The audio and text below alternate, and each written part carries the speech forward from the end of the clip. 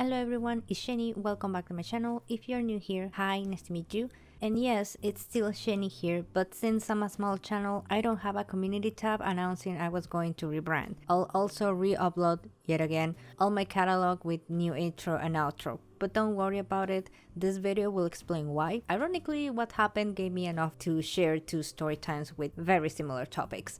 But before we move on with that, I want to make clear from the get-go what does La Capi art stands for, because I am not a native English speaker. I only speak Spanish as main language and English as second language. So La Capi comes from La Capi Xochitl, which in Nahuatl, aka Mexican native language, means jasmine flower. Jasmine tea is one of my favorite healthy drinks, and I'm pretty much drinking it all the time when I'm drawing. So in short, I just wanted to reference that on my new artist name. Now, there is a bit of confusion regarding the spelling of La Capi. In some dictionaries it's with a K, while in others it's with a C. Personally, I chose a C instead of a K because the Spanish language doesn't use the K much. We instead use C and Q when we represent hard K sounds for English. A famous example is kangaroo, which in Spanish is canguro. We have similar spelling and pronunciation, but we use C instead of K. Another famous one is Korea.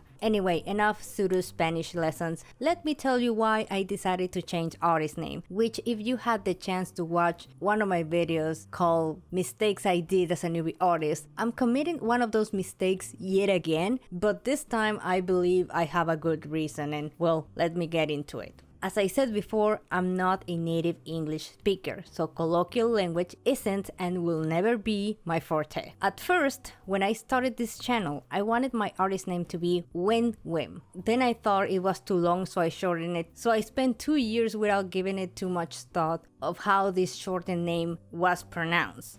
But the past few months have been quite unsettling regarding just one person. That for this video I'll call him Kyle, and no, Kyle is not the real name of this person, it's just a placeholder. So this person was really pushing hard to try to be my friend. Normally I wouldn't mind, I'd like to make artist friends someday. Problem is, I could tell by his DeviantArt profile he was not an artist himself. I could tell Kyle's account was just a roleplay one. And he was the type of random guy that sends you a note on DeviantArt asking if you had our request open, and already sends you the request in advance, just in case you have request opened. And he has been after free art from me since day one we met, or day one he began to contact me. He was not subtle about it, really. Every time we had a chance to talk, he will always insinuate how much he wants a drawing from me. And every time he began insinuating that, I just stopped replying. Like, I gave it a chance to this guy so many times, but everything went back to, oh, I want a free drawing from you. And I'm even tempted to say Kyle was probably the one behind my account inflation attempt. You see, when people asking for requests began to be a common occurrence, I publicly announced my 100 DeviantArt Watcher milestone.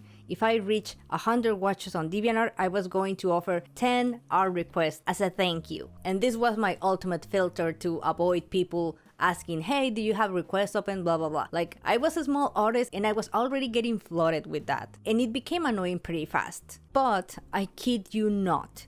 The moment I set that goal, suddenly my watcher count will go up and down like a roller coaster. Like 10 people will watch me one day, and by the next week, those 10 watchers were gone because those accounts were banned. So I found that movement so obvious that I began to wonder if someone was trying to inflate my account or actively wanted to get me into trouble. And I never talk about this issue because I'm still a small artist, even to this day. But back in the day, I was way smaller. I was less than 50 DeviantArt watchers at the time. I wanted to lie to myself and think no one was trying to inflate my account, so I will open art requests. But after what happened with this person, I just connected the dots and concluded, yeah, there's a high chance Kyle was the one behind all that. So eventually I reached my 100 DeviantArt Watcher milestone back in August. Thank you so much from the bottom of my heart if you are a YouTube subscriber as well. But Kyle, for some reason, missed the entire mini event, despite claiming to be keeping an eye on my watcher count. Hence why I believe it could have been him, the one trying to inflate my account, because he was claiming he was watching my watcher count as a hawk. Since he missed his golden opportunity to get free art from me, he was now pushing for a friendship way harder than ever. The last straw for me was when he began to test boundaries by making fun of my username.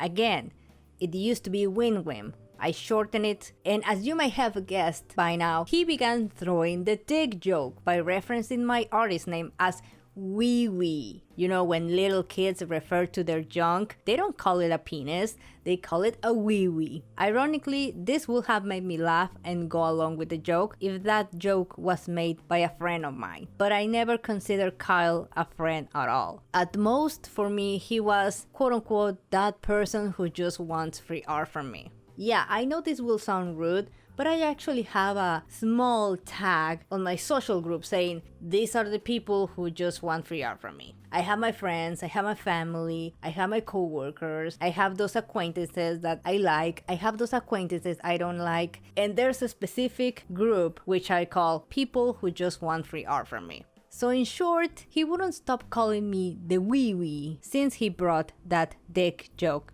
up. And that just made me think if I really wanted to keep that artist name. Again, for the third time, I am not a native English speaker, so that never crossed my mind until someone pointed that to me. So if I ever blow up, which I don't think so, but anything can happen, but in any case that happens, there will be more than one person trying to get under my skin with the same thing. So I'd rather avoid that by rebranding. Now here is where the little contradictory part comes in. So because I have been using this name for 2 years and people already know me by that name, I'm not planning to get rid of it completely. I have a not safe for work Twitter account, and because of the link Kyle created, as much as I don't like it, it is suitable for that type of work. Also, who knows if somebody saves or reposts my work that will have the old signature and nobody will know where to go. So I'm only going to keep that name on Twitter on my not safe for work account. So that's the story of why I want to be known as La Capi Art from now on. I'm still referring myself as Sheni, which has to do with my real name. It's not hard to figure out what my real name is, but I'm okay with that. However, this isn't the first time I had to deal with something of that nature. I haven't shared this upcoming story yet because I thought it was too short to make it its own video. But now that this happened, I'm sharing it too. So let's start with the second story. As I have said before, I have another YouTube channel where I read, comment, and react to fanfics in Spanish. In short, is my Spanish-speaking channel. A person, let's call him Frank, who liked my readings, also began to be super pushy in trying to establish direct communication with me. My fanfic readings have nothing to do with my art, so I normally let that other channel be its own thing and I don't link it to everything else I have. The Spanish fanfic reading channel is pretty much isolated. So Frank began to ask me to be a guest on my fanfic readings, claiming he had podcast experience. But upon checking his channel, he had nothing related to fanfics or podcasts at all. So I just thought he was lying to trying to get my attention, so I ignored him. However, Frank didn't stop there. Back in the day, you could link YouTube to a Twitter account. So YouTube will send automatic tweets whenever I upload it. I didn't actually check that Twitter at all because it was automatic. But on that Twitter account, I had tons of messages from Frank desperately trying to contact me. And the creepiest thing was that he managed to find the email address I made that channel with. And as far as I know, I don't remember making that email public. So I don't know how Frank managed to get that email. Fortunately, I have everything separated, so I specifically created an email address for that channel so he couldn't find the rest. Anyway, he sent me an email again begging me to be a guest on my channel and even tried to establish a hangout call once. I don't know when that happened. I just know it happened because it's there registered on my history. Like, okay, here's a screenshot. You can see the inbox and right there on the sidebar is the missed call. Later on, he managed to lure me into a Discord server, and I only fell for that because there were more people on the server. It was a small Spanish fanfiction critics community, so I was like, oh,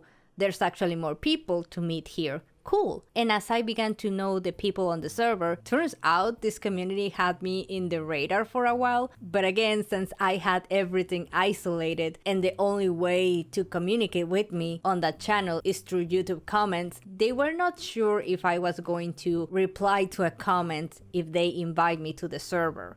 But it was Frank constantly pushing the invitation on the comment section when I finally, gave him a chance. Probably if other person from that server sent me the invitation, I may have joined faster, but because it was Frank pushing it and I was already doubting him, I didn't want it to pay much attention. But since I joined their server and was getting along with everyone there, Frank began to be just creepy on Discord DMs, asking too much personal questions, trying to push spicy roleplays despite I don't roleplay anymore, or suggesting us to read erotic fan fiction. And I was like, okay, I'm an adult, so this guy is not getting into trouble. However, as an adult, I'm not going to tolerate this shit. Just like with Kyle and the wee joke, I didn't consider Frank my friend either. So the fact he implied I was okay with this and go for it just like that just made me believe this guy thought he knew me for listening to my voice for so long. I was pretty aware this guy was been watching my fanfic reading, so he probably fell into that illusion. So I cut his game short and went straight forward, saying I didn't want anything with him that could be misinterpreted as some sort of online relationship. And just because I was blunt about it, he tried to gaslight me, saying I was the one quote-unquote seeing things, that he never implied such a thing. Yeah, because fantasizing about me with short skirts and asking about my virginity totally had something to do with my fanfic readings. Totally. To top it all off, he became the pedantic block and unblock person. If I couldn't reply fast enough, he will get mad at me and block me. So by the time I actually wanted to reply to him, I couldn't because he blocked me. So I had to wait some time for him to unblock me so I could reply. But because he was doing that, whenever I wanted to reply to him, he got angry again. Like, who the hell does that? And keep in mind, all this shit happened. Within a week, he added me to the Discord server. I was getting along with everyone there, but Frank was the one who became the creepy one. Again, I'm an adult. I was not going to tolerate that shit. I screenshot everything and sent it to the Discord server admin and told him, hey, I know I'm new, I'm getting along with everyone, but since I joined, Frank has become unbearable. I may have to leave the server entirely because this is getting ridiculous. I don't even have a week here and look the way he's talking to me. In the end, the admin took my evidence seriously and Frank was banned from the server and I also blocked him. Currently, I don't know where he is. And I don't really want to know. But I found that whole situation awkward because he was clearly an obsessed fan who made up an entire idealized version of me and put me on a super high pedestal, despite that fanfic reading channel is not big at all. Don't even think that channel may have like at least 1k subscribers. Nope, it is stuck on 50 subscribers. However, Frank gave me the impression he felt entitled to my attention just because he was the quote-unquote first person to discover my content. And as much as I appreciate the few who have discovered me and decided to follow me, whether it's on this channel or in the Spanish channel, although I appreciate you all and I really thank you are giving me this chance, I also want you to keep in mind that no matter if a person has a big or a small platform, we are still people with quirks and flaws. And if you're not ready to accept that, then you are probably not ready to try to approach the people you admire. So that's pretty much it. What do you think about it? Let me know down below. Before I go, remember I'll be uploading my old content with new intro and outro, so keep that in mind please, so in case you have notifications on, it doesn't catches you off guard. But that's all for now. Thanks for watching and I'll see you soon.